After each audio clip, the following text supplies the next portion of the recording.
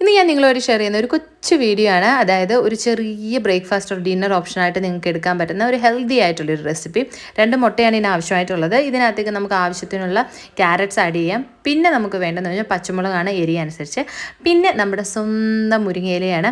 മുരിങ്ങയില നിങ്ങൾക്ക് ഇഷ്ടമല്ലെങ്കിൽ പോലും ഇതിനകത്ത് ആഡ് ചെയ്ത് കഴിക്കാം. അതിൻ്റെ ഒരു ടേസ്റ്റ് ഒന്നും അറിയത്തില്ല നമ്മൾ കേട്ടോ.